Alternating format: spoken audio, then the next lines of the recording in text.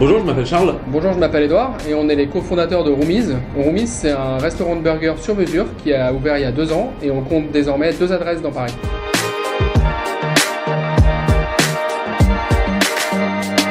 Alors nous, en fait, quand on était petits, déjà quand on était à la fac ensemble, ça nous faisait pas mal rêver les gens qui montaient leur boîte dans la restauration.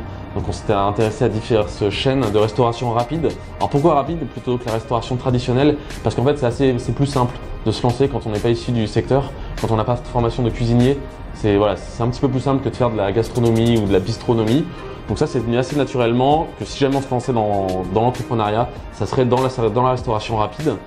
Et donc ensuite, les 3 années en fonds d'investissement m'ont appris pas mal de choses, et Edouard en audit aussi, qui nous ont servi par la suite, notamment lors de la recherche de financement, lors du montage du business plan. Et après, c'était vraiment entre guillemets un rêve de gosse. Ça faisait tellement longtemps qu'on y pensait, qu'on en parlait même autour de nous, qu'il fallait se lancer. Donc au bout de 3 ans en finance, on s'est dit, il faut y aller, quoi. Alors nous, on en parlait beaucoup dans la coloc tous les deux, même avec des amis qu'on allait sans doute se lancer. Je sais que l'élément déclencheur, on a pris nos décisions, c'était lors d'un voyage au Brésil. On était pas plusieurs potes et c'était un été. Et on découvrait ce nouveau pays, on avait fait un restaurant de burgers, je crois. Et à un moment donné, durant l'été, on planifie un peu l'année à venir. Et c'est à ce moment-là, je crois qu'on a pris la décision de se dire c'est bon, on arrête quoi. On lâche tout et on y va.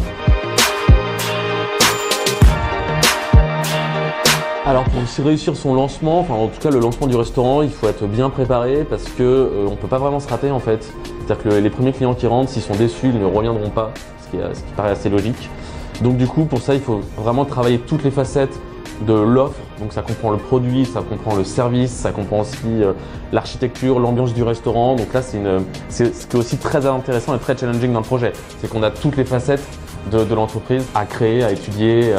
Avant le lancement du restaurant. Donc ça peut être du droit, de la compta, de la finance, mais c'est aussi de la cuisine, de l'architecture, il y a de multiples facettes qu'il faut bien préparer. Il faut que tout soit bordé, carré avant le lancement du resto. Et que lors du lancement du resto, on se consacre sur les clients et la gestion de l'équipe qui va travailler dans le restaurant.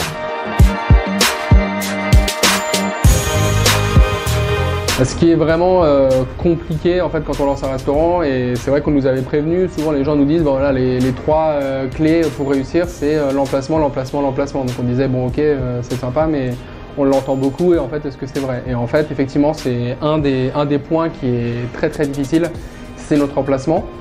Trouver le bon emplacement, celui qui va répondre à nos attentes, là où les gens qui vont être sur place vont se reconnaître dans le produit, dans la marque que nous on a essayé de mettre en place avec Charles. Et en plus nous on avait une double difficulté, c'est que le travail du burger implique qu'on ait une extraction. Donc l'extraction c'est ce qui permet d'éviter que ça sente dans le restaurant, parce que c'est pas hyper agréable quand on vient déjeuner entre midi et 2 de revenir au bureau et de sentir la frite, c'est pas super cool. Donc ça a été un élément assez difficile pour nous. Et donc justement, souvent on nous proposait des biens mais qui n'avaient pas forcément cette particularité-là, et du coup pour nous il était déjà out. Et après, une fois qu'on avait un petit peu ce magasin avec l'extraction, il nous manquait vraiment, il fallait vraiment après qu'on se dise est-ce que cet emplacement-là c'est celui qui va nous ramener du monde midi, soir, le week-end, etc. Donc ça c'est vraiment le point le plus important.